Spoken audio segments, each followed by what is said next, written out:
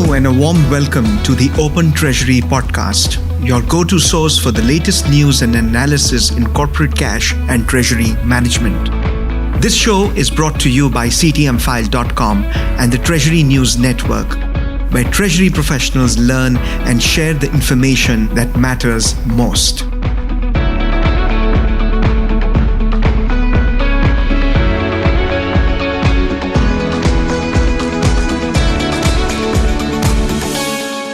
I am Pushpendra Mehta, and my guests for today are Jack Large, editor of CTMfile, and Craig Jeffery, managing partner at Strategic Treasurer.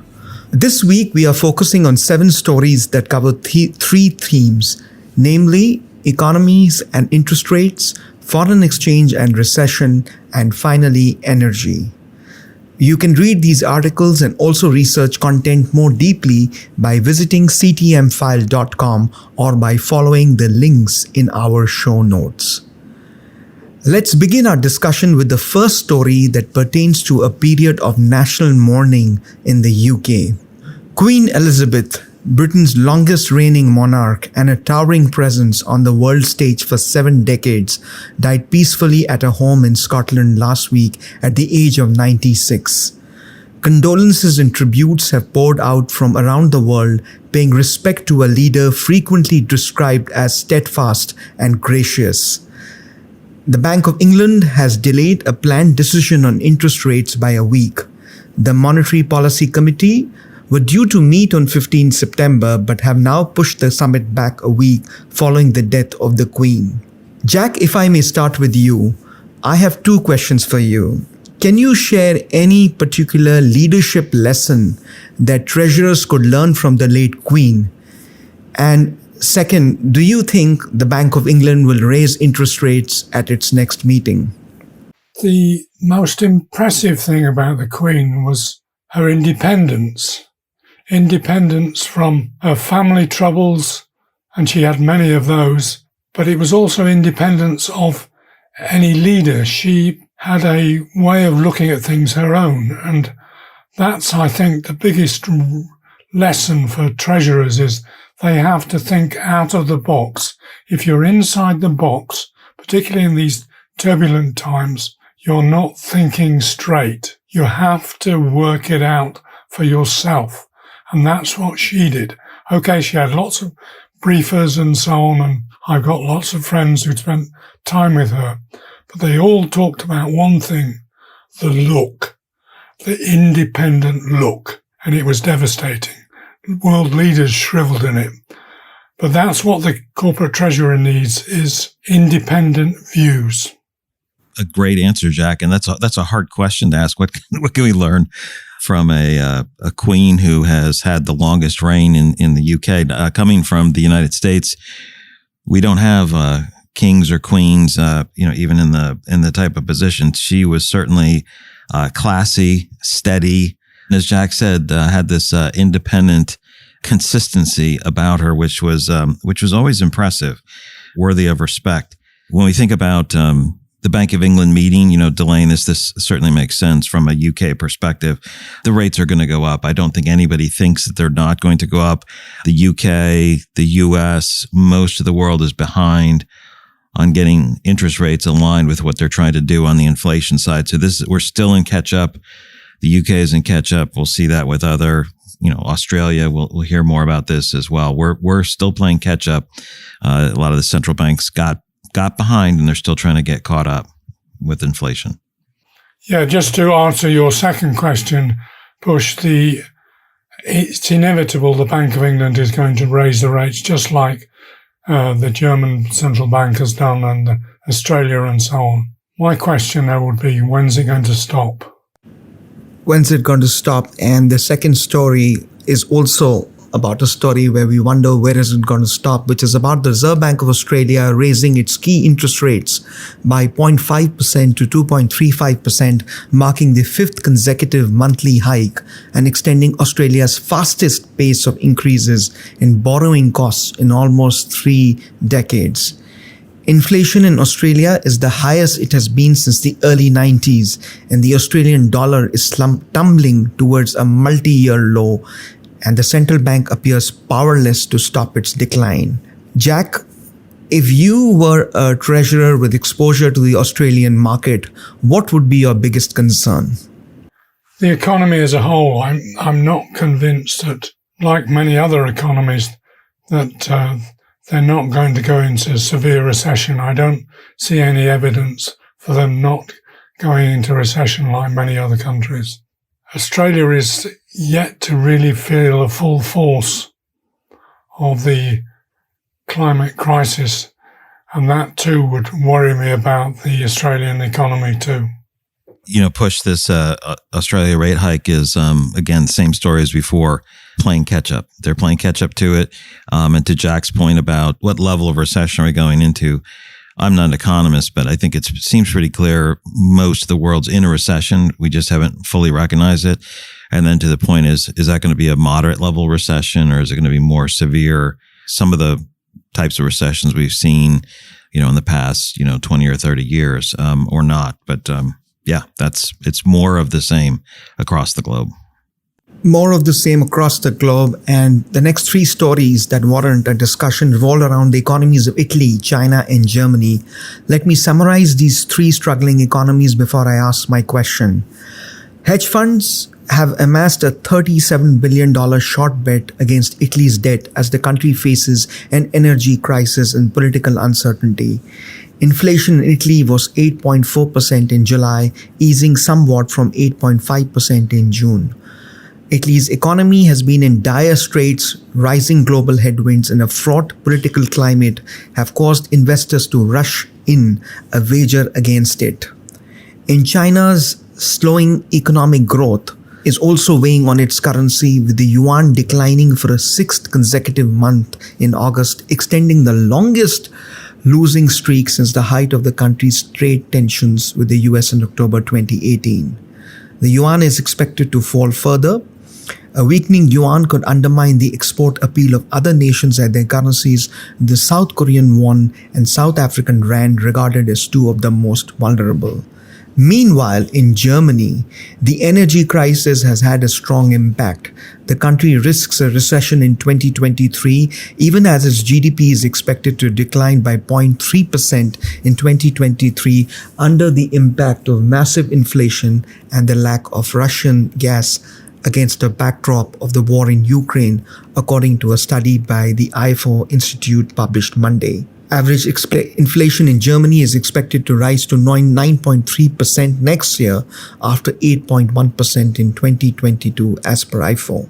Italy, Germany and China, all among the world's leading economies, are in an economic fragile state. Craig, do you think that Italy, Germany and China's economy being in a gloomy spot could spell trouble for the rest of the world? Well, I think there is trouble on a global basis. Italy, I think it wasn't that many years ago when they pushed the issue down the road or kicked the can down the road with their level of debt versus what their economy can do, and being part of the EU, they have some restrictions on it. So 37 billion may not be the largest hedge against it, but the debt's going to come due, and something has to happen there. And then it's a significant enough economy that it can have a broader impact on the area, pushing it down. So that's certainly a factor. That's one we've known about for a long time. I mean, obviously those that are hedging against it is one factor. But in terms of China and the yuan weakening, I think we probably have the expectation that China has been in a recession, though it's not reporting that. It seems like everything is pointing that the market believes that to be the case, or it's hovering right at the recession and pullback level. The fact that China's slowed, their economy slowed, it slowed hard due to a number of factors, particularly with COVID. Their property market, a couple of these other items are slowing it, and it's the second biggest economy in the world, significant partner in trade. That's also bringing about diversification, which I think will help the global economy in the long term. In the short term, it leads to some challenges. I'll keep going since you mentioned Germany as well. This issue of energy costs. Germany's a strong industrial country. Energy's having a big impact. Their concerns about the winters are certainly not understated, and concerns about recession next year. There might be recession this year or currently. You see what's going on across the board from energy to the overall economy and inflation. Germany is the powerhouse of the EU economy. It spells trouble for the range. How deep is that trouble is really the question. I don't know how deep that is, but the return to normal in 2024, some people talk about, says that the expectation is that it's we're in this for 15 to 18 months or so. Oh, yes, I certainly do think that those three economies in different ways indicate that the world is going to go into recession. There doesn't seem to be enough flexibility around in the economies to deal with it.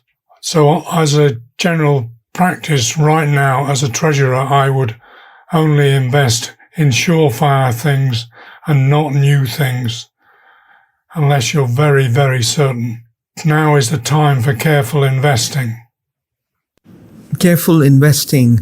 Our next story is about JP Morgan drawing up plans to shift work from offices in Germany to London as financial institutions brace for potential blackouts in the Eurozone following the cutoff from Russian gas supply.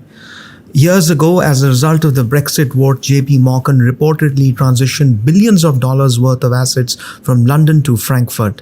Now, however, the bank is looking into several options for weathering the current storm, with shifting a position of operations back to the UK as a potential measure. Jack, what do you make of this operational shift from a treasury perspective?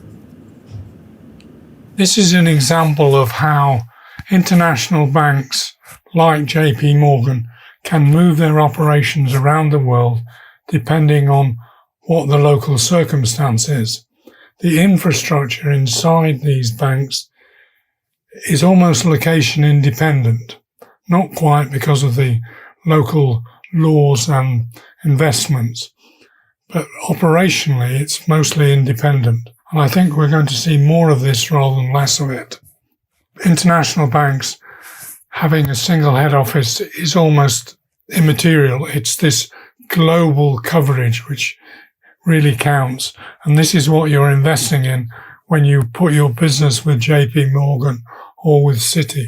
It's the overall infrastructure that's key, not just a single location. Yeah, just like capital goes to where it's treated well, so too business will go to where the infrastructure is there that supports it. Those are two key elements. This idea of diversification as a risk management strategy, it makes perfect sense that they're looking at locations now with the energy threat in Germany. I think we're all hoping for a light winter, a cool winter, not a cold winter. But you can see this, their diversification plan is to look at these different models. At the same time, that has to be on the minds of the different nation states as well. We look at diversification of energy, right? This whole shift in dependence on so heavily on Russia. Certainly now everyone can say, yeah, that was not a good idea. There were people saying that earlier, not to be so reliant on one source. That's something we, in Treasury and Finance, we hear that all the time. And every time we don't apply that principle, almost every time it seems like it comes back to burn us. Diversification of, asset classes, energy sources, supply chains, all of those are lessons we're learning again, and a new generation is learning those. Those are great lessons, and I hope our audience will benefit from these discerning insights. Business enterprises in the UK expect to have some financial relief to limit the impact of soaring energy bills on their businesses. Prime Minister Liz Truss is finalising plans for a £40 billion support package to lower energy bills for UK businesses. Despite this provisional energy relief, concerns about zero carbon persist. Jack, can you enlighten our audience with the concerns surrounding emissions that can play a spoiler to the UK-wide net zero target by 2050? Absolutely. Liz Truss has put in a programme which is promoting fracking and more oil drilling in the North Sea, etc., and is downplaying the role of green energy. I think the UK targets like I'm afraid that a lot of the world are under severe threat already. Yet the indications are that climate change is severe, like Pakistan, a third of Pakistan is underwater. This is not a minor event. It's something that we've got to deal with immediately and keep on dealing with. We need some changes in strategic thinking, which I'm afraid we're not getting with our current government. The comment on this article about the energy relief and the activities taken there, this realizable carbon transition path. I mean, it takes so long to make these type of changes, even when there's a heavy focus. And so there's going to be these, I don't want to call them stops and starts, but acceleration, decelerating. Jack, one of the things I thought was most interesting in this is their plans to accelerate deployment of clean technologies. I mean, this whole transition from, dirtier or more traditional methods of generating energy, and replacing, increasing percentage of that with clean. It's a hard process. It takes time, to do that. And, the costs of, high efficiency, generating heat or cooling, has a capital cost, wrapping your homes, so that your insulation factor is much better. These are not inexpensive solutions, and it takes time because there's lots of homes that are out there, for example. You can't just go and wrap every single home all at once. You can do that with new construction, but that's a slow replacement. The one thing that makes a difference almost immediately is insulation. If we insulated the British homes properly and to decent standards, which can be done in less than 2 years, it would have an enormous impact on our CO2 output. But the government doesn't like it. We're being managed by individual choices rather than collective choices right across the world. It's not just the UK. Finally, I would like to wrap up this conversation by seeking your opinion on your choice of the biggest or the most important story of the past week and why. Jack, if I may start with you.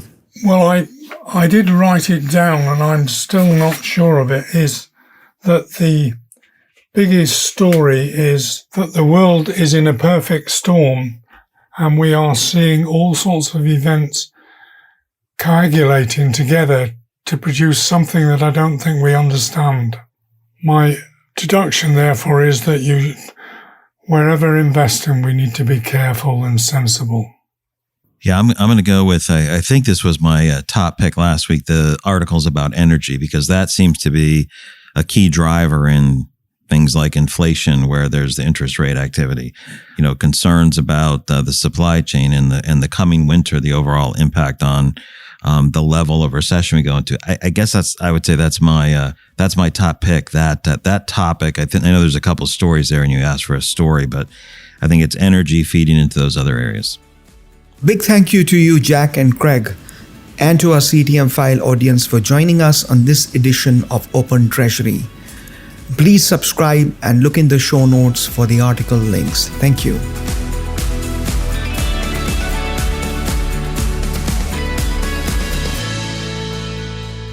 This podcast is provided for information purposes only, and statements made by CTMfile or guests on this podcast are not intended as legal, business, or consulting advice. For more information, visit ctmfile.com.